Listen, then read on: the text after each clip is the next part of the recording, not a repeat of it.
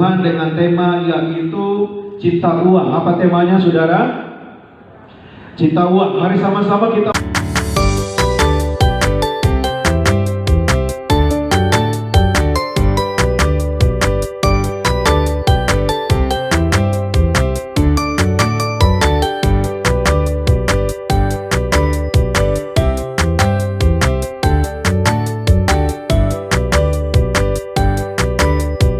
Tuhan dengan tema yaitu cinta uang. Apa temanya, saudara?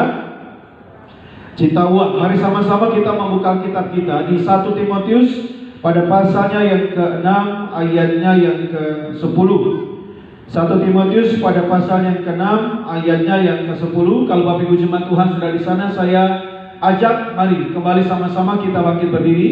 Kita akan membaca satu ayat firman Tuhan dan kita akan baca dengan suara yang keras, dengan suara yang lantang. Firman Tuhan berkata, iman timbul dari pendengaran akan firman Kristus. 1 Timotius 6 ayatnya yang ke-10. Mari sama-sama kita baca 3, 2, ya. Karena akar segala kejahatan ialah cinta uang, sebab oleh memburu uanglah beberapa orang telah menyimpang dari iman dan menyiksa dirinya dengan berbagai-bagai duka. Sama-sama katakan amin. Silakan duduk kembali Bapak Ibu jemaat Tuhan sekalian. Diberkatilah setiap kita yang merenungkan firman Tuhan siang dan malam. Tentunya juga setiap kita yang menjadi pelaku-pelaku firman Tuhan. Saudara, di malam hari kita akan membahas sebuah topik yang tentu relevan bagi setiap kita orang percaya, terlebih di zaman sekarang ini, saudara, yaitu tentang cinta uang. Sama-sama dengan saya katakan cinta uang. Alkitab tadi katakan apa? Karena akar segala kejahatan ialah apa, saudara? Cinta uang. Banyak kejahatan yang terjadi di sekitar kita, bahkan sampai hari ini, saudara, kalau kita buka TV, kita dengar berita, segala kejahatan yang terjadi, kalau kita runut semua pasti ujung-ujungnya semua karena apa, saudara? Karena uang. Karena uang orang saling menyakiti, karena uang orang bisa saling membunuh, karena uang keluarga bisa terpisah, bisa ribut. Karena apa, saudara? Karena uang. Nah, ayat tadi kita baca sama-sama bahwa Alkitab sudah memberikan sebuah peringatan yang jelas bahwa mencintai uang itu bisa memiliki dampak, saudara. Tidak hanya bisa merusak hubungan kita dengan sesama, bahkan bisa merusak hubungan kita itu dengan Tuhan. Ada orang yang berkata bahwa uang itu sebagai raja dunia. Ya, memang ada benarnya juga, kita butuh uang. Untuk segala sesuatu memang kita butuh uang. Saudara bayar sewa kontrak rumah, kos-kosan, saudara, kita butuh uang. Kita mau beli makan, kita butuh uang. Saudara datang ke tempat ini pun juga kita butuh uang. Kita bayar angkot, kita pakai uang, saudara. Bahkan ada seorang editor majalah keuangan, dia menuliskan bahwa demikian, bahwa peranan uang itu sangat penting dalam masyarakat. Jika uang tidak bisa lagi jadi alat tukar, semua orang akan panik dan akan terjadi peperangan di dalam sebulan. Jadi saudara bayangkan, kalau uang yang ada di tangan saudara, uang yang ada di rekening saudara itu tidak memiliki nilai sama sekali, gak bisa saudara pakai, saudara. Itu apa akan terjadi, saudara? Akan terjadi sebuah kepanikan yang luar biasa, saudara. Dan tadi dia mengatakan bahwa saudara, di dalam sebulan itu bisa terjadi apa, saudara? Bisa terjadi peperangan. Artinya jelas bahwa uang itu memiliki sebuah peranan yang sangat penting dalam kehidupan orang, dalam kehidupan manusia, saudara. Itu sangat penting.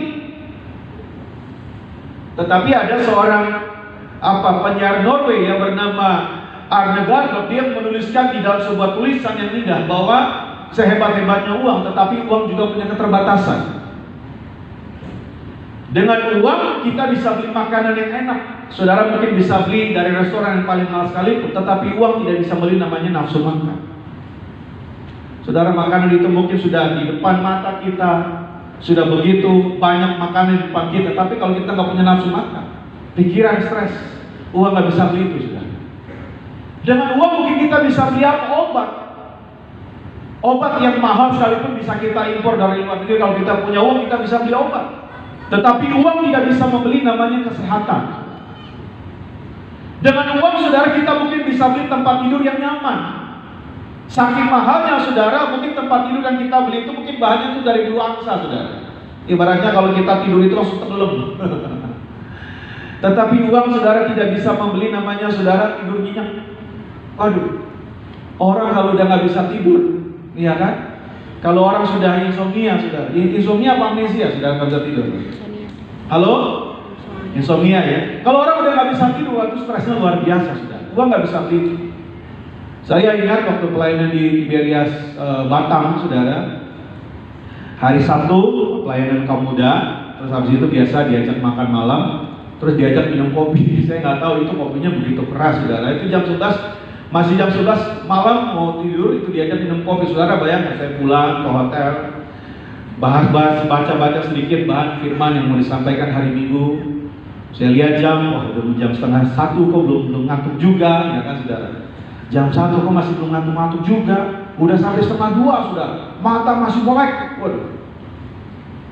Mata masih menyala bangku, sudah. Sampai jam 2 kok nggak tidur-tidur juga, nggak ngantuk. Itu sampai setengah 3 saya paksa, saudara, naik ke tempat tidur sampai mata tuh sampai semprem gitu, saudara. Sampai jam 3, setengah 4 nggak tidur, nggak ngantuk-ngantuk juga. Waduh, itu stresnya tuh luar biasa, saudara. Uring-uringan, saudara. Uang nggak bisa beli itu. Dengan uang mungkin kita bisa beli apa, saudara? Buku pengetahuan. Tetapi uang tidak bisa beli namanya kebijaksanaan. Karena kebijaksanaan itu datang daripada Tuhan, saudara. Dengan uang mungkin kita bisa beli, saudara, perhiasan yang mahal, tetapi uang tidak bisa beli namanya kecantikan. Karena kecantikan itu datang dari hati. Amin, saudara. Amin. Orang boleh pakai perhiasan yang mahal, tetapi kalau hatinya itu nggak baik, saudara, di depan orang nggak cantik. Tapi kalau orang sekalipun dia nggak pakai perhiasan, tetapi kalau hatinya itu baik, Alkitab katakan apa, saudara? Dari dalam hati itu terpancar kehidupan. Orang boleh penampilan sederhana, tetapi kalau hatinya baik di depan orang, dia kelihatan cantik. Amin, ibu-ibu. Amin. Dengan uang mungkin kita bisa beli yang namanya kemewahan, tetapi uang tidak bisa beli namanya kehangatan. Itu istilahnya, dengan uang kita bisa beli namanya house, bangunan, tetapi uang tidak bisa beli namanya home. Home itu berbicara tentang apa, saudara? Sebuah kehidupan. Makanya gak heran kalau ada orang mungkin anak-anak kuliahnya itu jauh, liburan gak pernah mau pulang. Kenapa kamu gak pulang? Ini kan libur Natal, gak mau pulang. Habis kalau pulang papa mama ribut mulu, berantem terus. Uang gak bisa beli itu, saudara. Uang tidak bisa beli namanya kehangatan. Uang tidak bisa beli namanya kerukunan, gak bisa. Dengan uang, saudara, mungkin kita bisa beli namanya kesenangan, tetapi uang tidak bisa beli namanya kebahagiaan. Dengan uang mungkin kita bisa punya banyak kenalan. Apalagi kalau mungkin bisnis lagi naik, lagi berhasil dapat promosi naik jabatan, waduh, itu orang kita nggak kenal dari mana tiba-tiba datang, ya kan, saudara?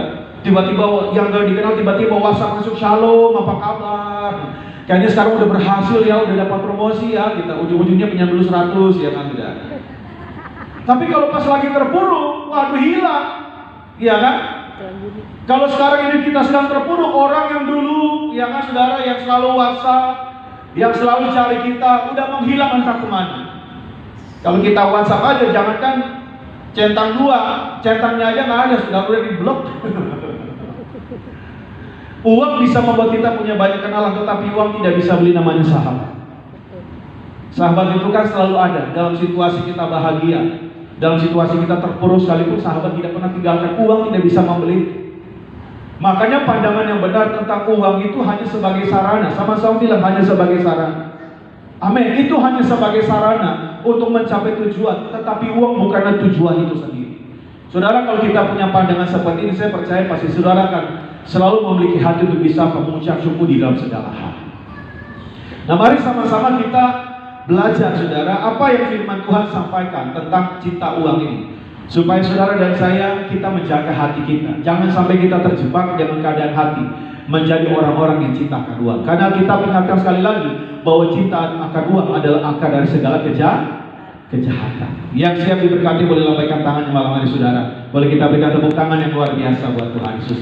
Yang pertama kita akan belajar tentang apa, saudara? Tentang bahaya cinta uang. Sama-sama kita lihat di dalam Matius 6 ayatnya yang ke-24. Matius 6 ayat yang ke-24, mari kita baca sama-sama. 3, 2, ya.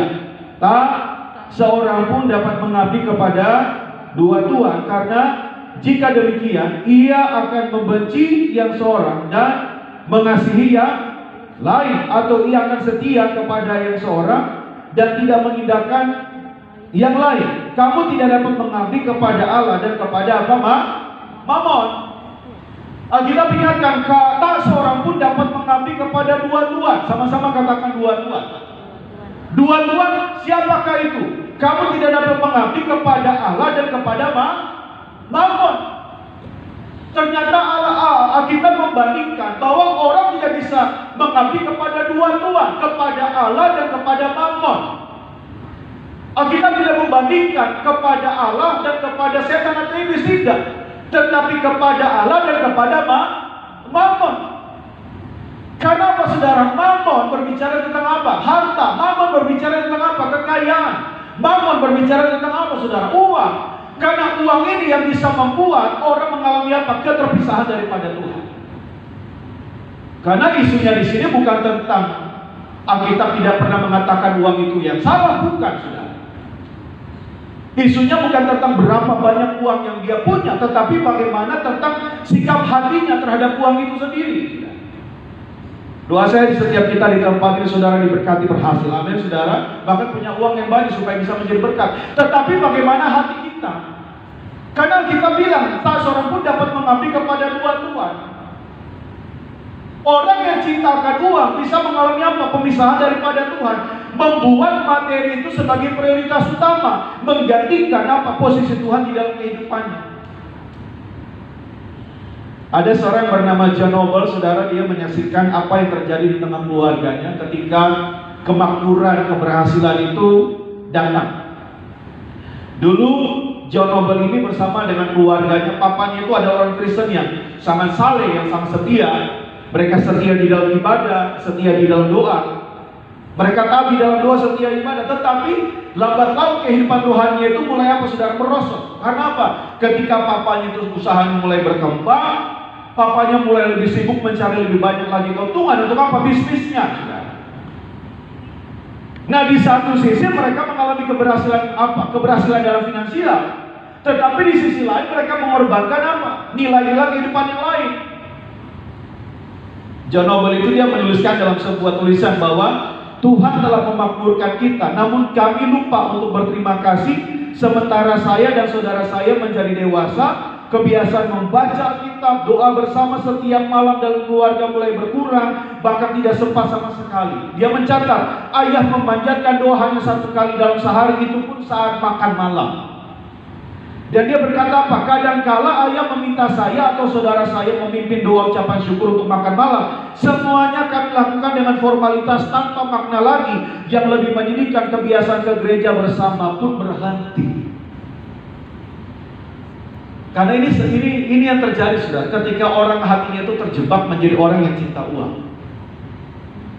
Karena ciri-ciri orang yang cinta uang yaitu apa, saudara? Mereka menjadi orang yang lupa dengan sang sumber pemberi berkat itu. Menjadi orang yang apa, saudara? Lupa sama Tuhan, saudara.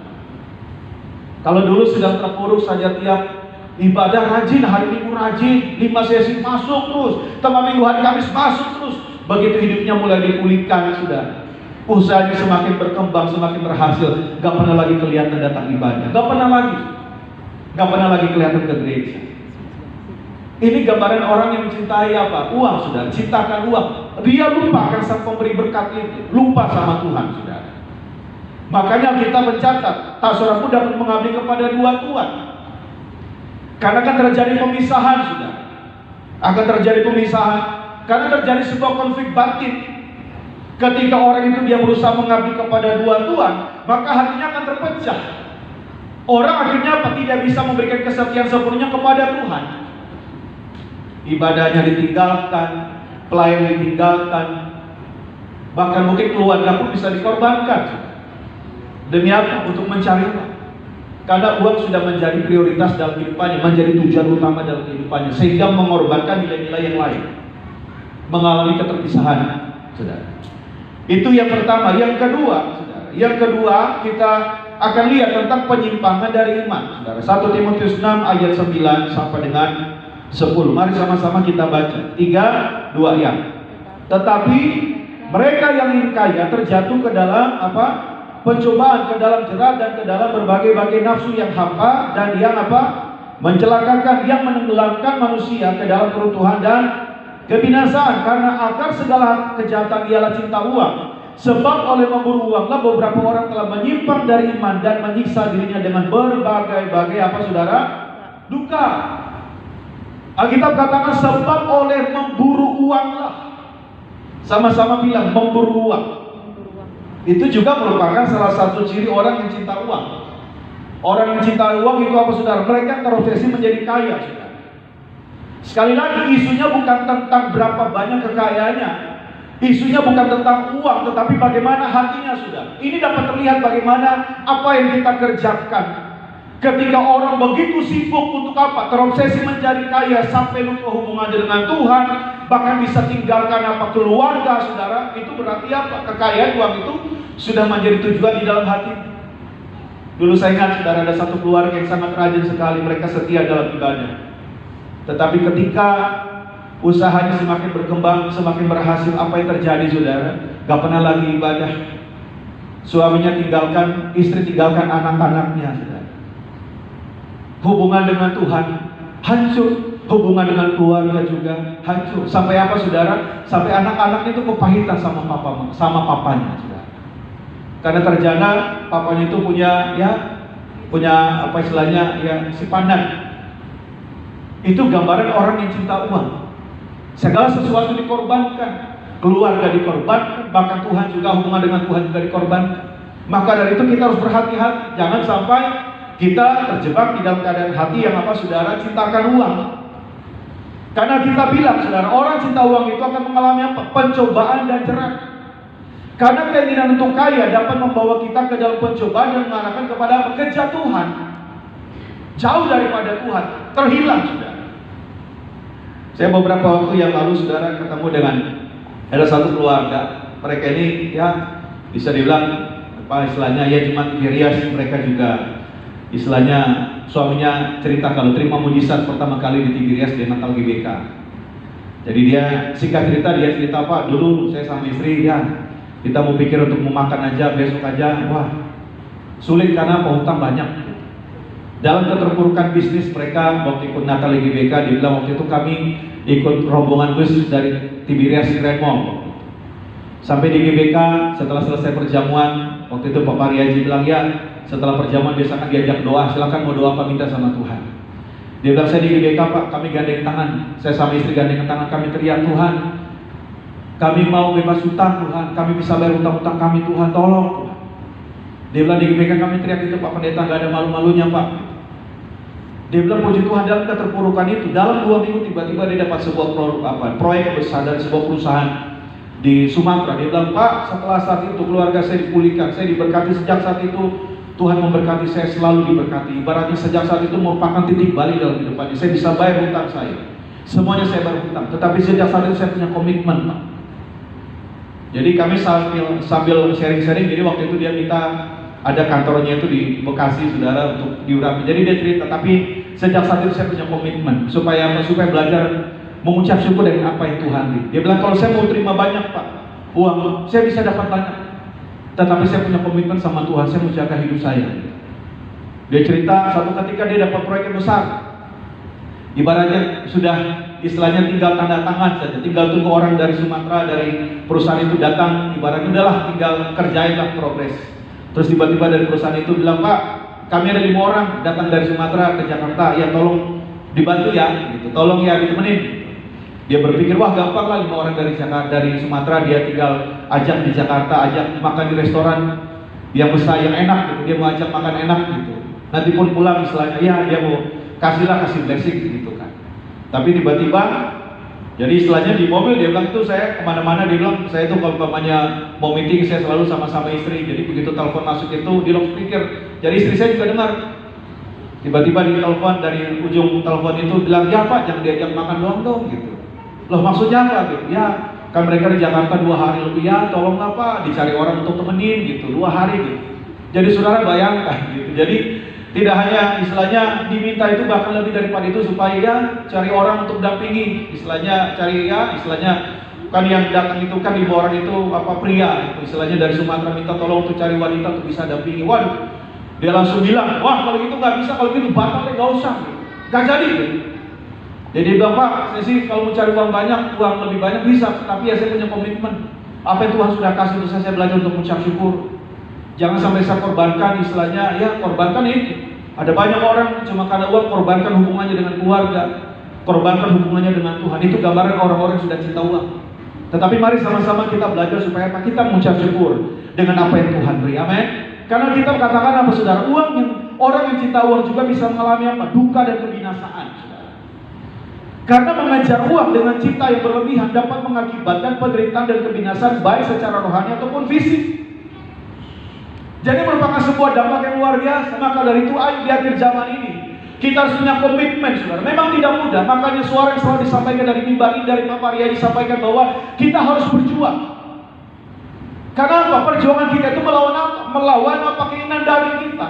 Yesus sendiri bilang kalau ikut aku harus ada harga yang dibayar. Itu apa? Sangkal diri dan pikul salib, saudara. Memang tidak mudah. Sangkal diri itu kita berani berkata tidak terhadap perbuatan dosa yang dulunya kita nggak bisa nolak, tetapi sekarang kita berani berkata tidak, saudara. Alkitab mengatakan kita itu dibeli dengan harga yang mahal, bukan dengan perak, bukan dengan emas, tetapi darah yang mahal, saudara. Sesuatu yang dibayar mahal itu artinya sesuatu yang berharga. Amin, saudara. Saudara dan saya, kita itu berharga, kita itu penting. Sama-sama bilang saya berharga. Sama-sama bilang kita penting. Amin. Maka dari itu kita harus menjalani hidup kita dengan apa? Dengan kehidupan yang memiliki nilai yang mahal. Sama seperti kalau orang yang namanya barang atau tas yang mahal itu pasti ditaruh di tempat yang bagus, di tempat yang terbaik, saudara. Artinya kita juga harus menjaga diri kita. Saudara pernah nggak? Saudara beli online, saudara mungkin lihat ada satu barang online, saudara mau beli. Saudara buka toko online, itu warna orange, dia mau warna hijau, ya saudara mau beli sesuatu barang, entah itu mungkin alat musik atau mungkin saudara lihat ada baju yang bagus. Ketika saudara lihat itu barang, wah saudara lihat, wah ini harganya cukup mahal, tetapi kayaknya oke. Saya lihat orang komen-komennya sepertinya bagus, ini sepertinya bahannya bagus. Oke deh, kalau gitu saya bayar.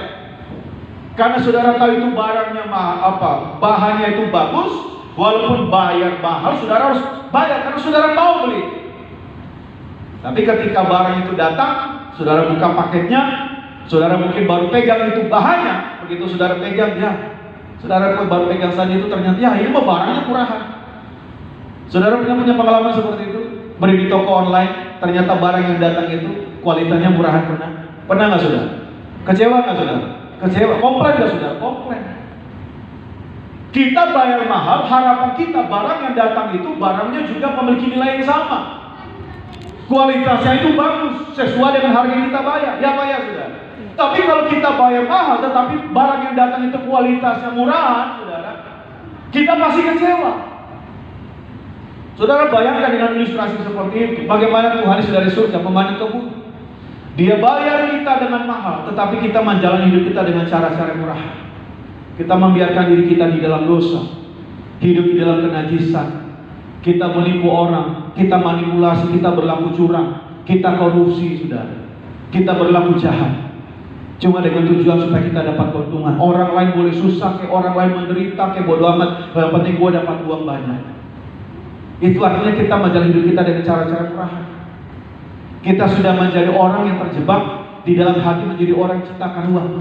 Maka dari itu kita harus bertobat, saudara. Jadi mari saya doa setiap kita di tempat ini, mari.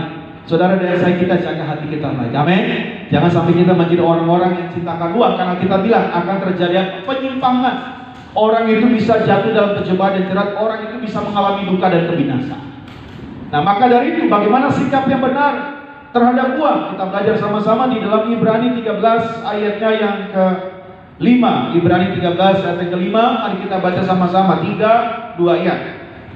Janganlah kamu menjadi hamba uang, dan cukupkanlah dirimu dengan apa yang ada padamu, karena Allah telah berfirman, aku sekali-kali tidak akan membiarkan engkau, dan aku sekali-kali tidak akan meninggalkan engkau.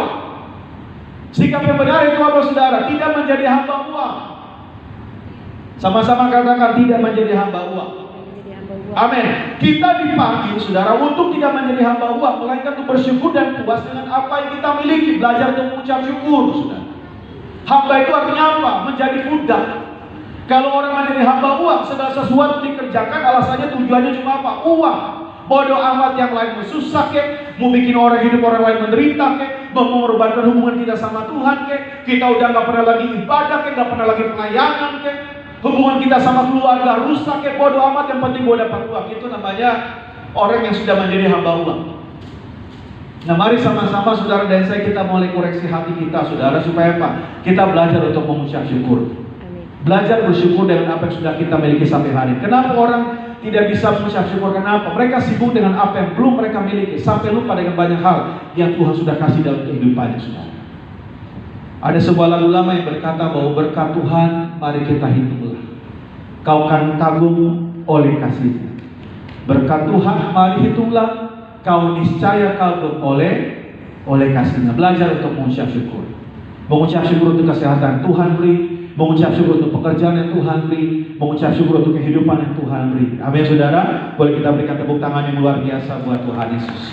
Dan juga apa, saudara, percaya pada pemeliharaan Tuhan. Pemeliharaan Tuhan, karena keyakinan bahwa Tuhan tidak akan pernah meninggalkan kita dan akan memenuhi kebutuhan kita, saudara. Kita lihat aja sekarang ada banyak berita-berita orang-orang yang korupsi. Itu bukan orang-orang susah, jabatan mereka punya, pangkat mereka punya, tetapi apa? Nggak pernah merasa puas, hatinya serakah, saudara. Orang kalau nggak memiliki hati ucapan syukur, berapa banyak pun yang mereka punya, saudara, tidak pernah merasa puas di dalam dirinya, saudara. Tetapi kalau hati kita melimpah dengan syukur, apa yang kita miliki sampai hari ini, kita bisa selalu berterima kasih sama Tuhan. Amin, saudara. Belajar mengucap syukur supaya terhindar dari hati yang serakah. Karena orang yang serakah sama-sama seperti tadi firman Tuhan bilang bahwa cinta uang itu akar segala kejahatan. Cuma karena uang, cuma karena 1000 perak, saudara, orang bisa bunuh-bunuhan, saudara. Jadi hati-hati. Terlebih setiap kita di tempat ini, setiap kita sebagai anak-anak Tuhan, jangan sampai kita terjebak dengan hati yang cintakan uang. Maka dari itu sebagai yang keempat, kita harus belajar memberi sebagai antidot cinta uang. 2 Korintus 9 ayat yang ke-7. Mari kita baca sama-sama 2 ayat. Hendaklah masing-masing memberikan menurut kerelaan hatinya, jangan dengan sedih hati atau karena apa? Paksaan. Sebab Allah mengasihi orang yang memberi dengan apa, saudara? Sukacita. Artinya mari kita belajar menjadi orang-orang yang murah hati, memberi dengan sukacita. Jangan sampai kita memberi dengan apa, saudara, dengan ketulusan. Kita memberi dengan berharap suatu saat dia harus tolong saya kasih, dia harus suatu saat dia harus balas juga kebaikan saya. Itu namanya tidak tulus, saudara. Kalau kita belajar tentang ketulusan, tentunya kita bisa belajar dari seorang ibu. Saudara ingat lagu lama, saudara, yang berbunyi seperti ini, kasih ibu kepada beta, terus tak sepanjang masa. Terus apa, saudara? Hanya memberi. Terus tak harap kembali, bagai sang surya apa? Menyinari dunia. Ada satu kalimat yang menarik dikatakan, hanya memberi, terus tak harap apa? Kembali. Kira-kira ada tidak seorang ibu ketika lagi memberi ASI kepada anaknya, ayo minum ya, minum ya yang banyak ya, supaya kamu nanti bertumbuh, kamu sehat. Nanti kalau udah gede, kalau udah jadi orang sukses, berhasil, jangan lupa mama apartemen 1 di Sudirman. Kita sambil suapin anak kita kasih makan, ini salmon, ini mama langsung impor dari Norway, mahal, makan ya, makan yang banyak. Nanti kalau kamu sudah besar, sudah sukses, jangan lupa mama deposito. Pernah seperti itu ibu-ibu? Enggak. Kita akan kasih yang terbaik. Harapan kita, anak kita bertumbuh dengan sehat, tumbuh menjadi anak yang takut akan Tuhan. Mereka akan menjadi kebanggaan orang tua, mereka akan menjadi kesayangan Tuhan Yesus. Amin, saudara. Itu tentang ketulusan. Artinya kita juga belajar ketika kita memberi, kita menolong orang juga berilah dengan ketulusan. Alkitab katakan apa? Memberi dengan apa, saudara? Sukacita. Karena ketika kita memberi dengan sukacita, saudara, itu menunjukkan bahwa kita tidak terikat oleh uang dan mempercayakan Tuhan sebagai apa? Sumber berkat dalam kehidupan kita, saudara. Orang yang murah hati, bukan orang yang pelit, orang yang suka tolong orang yang sudah suka bantu orang. Jadi kalau Tuhan percayakan ketika kita dijumpai dengan orang-orang yang kita punya kesempatan, kita bisa bantu mereka, kita bisa tolong mereka, bantulah tolong mereka sesuai dengan kemampuan kita, saudara. Bapak Riaji bersama dengan Ibu Gembala sudah memberikan contoh teladan yang luar biasa. Dulu mereka sampai ke kampung-kampung, ke desa-desa, saudara. Mereka tuh bagi-bagi obat bagi orang-orang tidak mampu. Saudara dan saya, kalau hari Tuhan memberkati kita begitu luar biasa. Apapun yang bisa kita kerjakan, apapun yang bisa kita bagi orang lain, seturut dengan kemampuan kita, ayo lakukan itu dengan apa? Sukacita. Itu sebagai gambaran saudara dan saya, orang-orang yang tidak terikat. Dan apalagi saudara, ketika kita memberkati orang lain, maka dengan memberi, kita tentu bisa menjadi saluran berkat bagi banyak orang. Kita selalu nyanyi bahwa hidup ini adalah kesempatan, bahwa hidup kita itu harus menjadi berkat. Jadi pastikan tidak hanya ke dalam kehidupan kita, setiap orang tua, bahkan sejak masa muda kita pun, kehidupan kita itu harus sungguh-sungguh menjadi berkat. Amin saudara.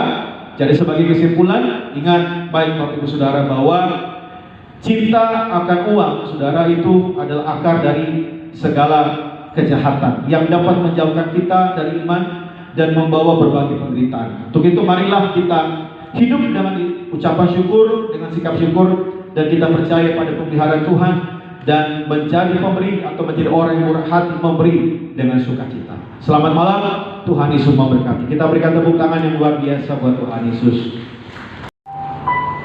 Kita merenungkan kebenaran firman Tuhan. Boleh saudara dan saya kita dengar bersama-sama tentang cinta uang.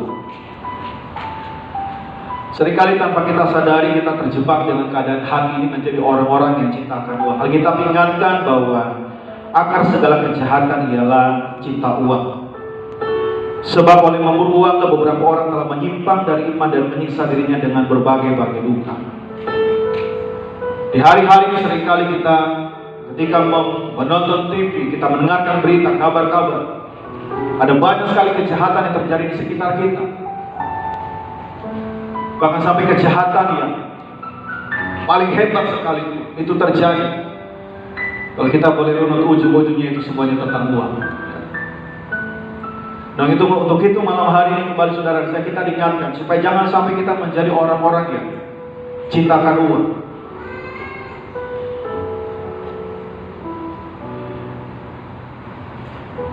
Alkitab tidak mengatakan bahwa uang itu yang salah atau mengkritik mereka yang punya uang, atau bahkan mereka yang punya uang banyak. Bukanlah jumlah yang dimiliki seseorang, tetapi sikapnya terhadap apa yang dimiliki atau diinginkan itu. Untuk itu mari berhati-hati saudara.